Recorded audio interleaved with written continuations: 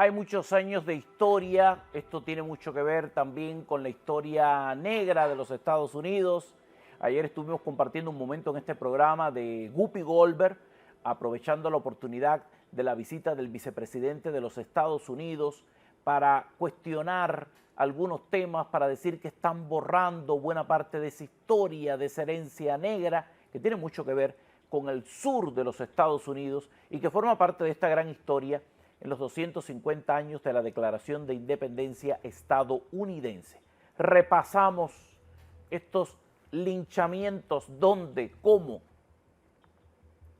en qué momento y por qué ocurrieron. La persona indicada para hacer este repaso es Fernando Godo, que nos acompaña hoy en el contexto de estos 250 años de la independencia estadounidense que estamos repasando y vinculando con la actualidad.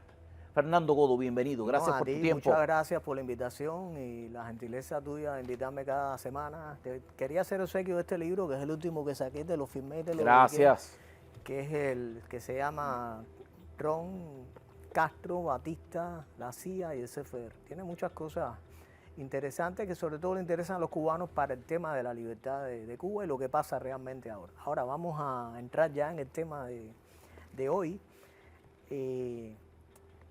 Y todo sale de esta afirmación que hizo Whoopi Goldberg cuando le dice a Banks que los republicanos están borrando la historia negra de los Estados Unidos, cosas así. Mira, si los republicanos se hubieran dedicado a propagandizar lo que es la historia negra de los Estados Unidos, que ese es el error que han cometido en todo caso, aquí ningún negro votaría más por el Partido Demócrata, más nunca votaría uno.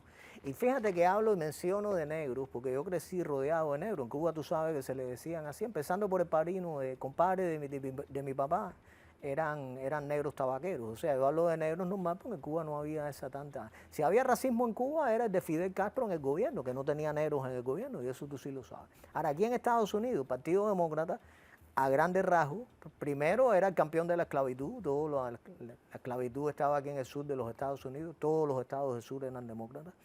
Cuando se viene la abolición de la esclavitud, ellos descontentos fundan el Ku Klux Klan y entonces el presidente republicano Ulises Grant lo liquida en 3 o 4 años, porque hubo 2 Ku Klux Klan aquí, hay que advertírselo a las personas. Hubo un segundo que vino después en 1915, pero ese que hubo después de la abolición de la esclavitud lo liquida el presidente Grant. Y cuando liquidan el Ku Klux Klan, entonces empiezan ellos a linchar negros en el sur de los Estados Unidos.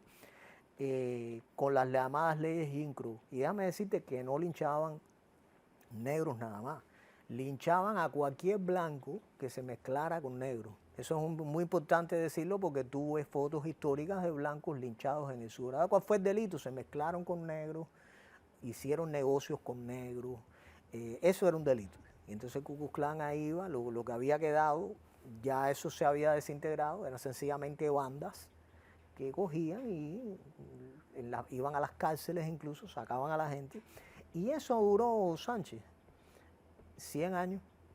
Déjame decirte que hasta la década del 60 lincharon negros aquí, los últimos creo que fueron por Fort Lauderdale, en el sur de los Estados Unidos, porque hay que también explicarle a la gente que hasta esa década todos los estados del sur eran demócratas. No había un gobernador republicano ahí por 80 años. Busquen eso porque en Wikipedia, que dice muchas mentiras, lo pueden ver. Pongan cualquier estado, Carolina del Sur, y ustedes van a ver que dice gobernador de tal año a tal año, ahí te va a decir antes y después. Pongan a partir de 1870 y pico ya, porque después que se abolió la esclavitud vino un periodo que los ejércitos republicanos se quedaron en el norte. Pero ya en la década del 80, durante casi 100 años, hasta 1964, que vino la ley de derechos civiles, todos los gobernadores, Carolina del Sur, Mississippi, Alabama, Luisiana, Florida, todos eran demócratas. Entonces, tienen este tema de los linchamientos. Ahora, si yo te digo cómo eran, las personas hoy se erizarían. Por eso que te digo que el día que se enseñe eso en las escuelas y se lo digan a los ciudadanos negros, no votan por un demócrata. Mira, un domingo normal de paseo, de personas blancas en el sur de los Estados Unidos era, mira, vamos a vestirnos bien, vamos a vestir al niño, que van a linchar a un negro en tal lugar, y vamos a ir ahí, eso era sentarse allí, mirarlo, cómo lo linchaban. Los primeros 20 años los linchaban, los ahorcaban y todo esto. Después, a partir de 1900, lo empezaron a quemar vivos. después que lo linchaban, los quemaban todavía vivos y los subían y los bajaban. Eso era el Partido Demócrata aquí.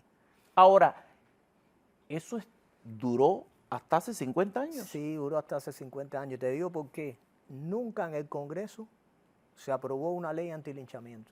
Cada vez que llegaba, y se la ponían sobre todo al presidente Roosevelt, el presidente Roosevelt la hacía a un lado. La hacía a un lado porque no quería disgustarse con sus demócratas del sur, que eran los que tenían todas esas. Y él puso en la Corte Suprema a dos jueces de Ku Klux Klan. Uno fue Hugo Black, que te lo tenía por ahí. Estuvo 34 años en la Corte Suprema hasta 1970. Ese hombre murió en la Corte Suprema, como casi todos los jueces, y había sido líder reclutador de Ku Klux Klan. Eso es el Partido Demócrata, hay que enseñárselo aquí a la gente. O sea, los republicanos no deberían borrar la historia, todo lo contrario, deberían sacar a la luz esa historia para que realmente el voto negro se vaya para donde tiene que ir aquí. Ese contenido está muy heavy para Whoopi Goldberg. No, está muy heavy. Mira, es más, ella, como negra, o es una corrupta o es ignorante. Porque si ella misma creo que se entera de eso. Ella está informada de muchas cosas. Quizás por política asumen este tipo de posturas, este tipo de roles. Los cubanos usan el término negro sin asumirlo de un modo despectivo. No, todo lo contrario. asumen desde un punto de vista de la familiaridad, desde el punto de vista de mencionar los colores tal cual son. Siempre en los Estados Unidos y en los medios procuramos manejar el término afrodescendientes para no herir susceptibilidades que muchos no entendemos por qué están tan latentes, por qué están tan a flor de piel, cuando hay otros aspectos mucho más esenciales en los cuales deberíamos detenernos. El conocimiento de la historia nos garantiza algo esencial: evitar que este tipo de cosas vuelvan a repetirse. Gracias a Fernando Godo, como siempre, por este acercamiento desde la historia de los Estados Unidos. Ya regreso.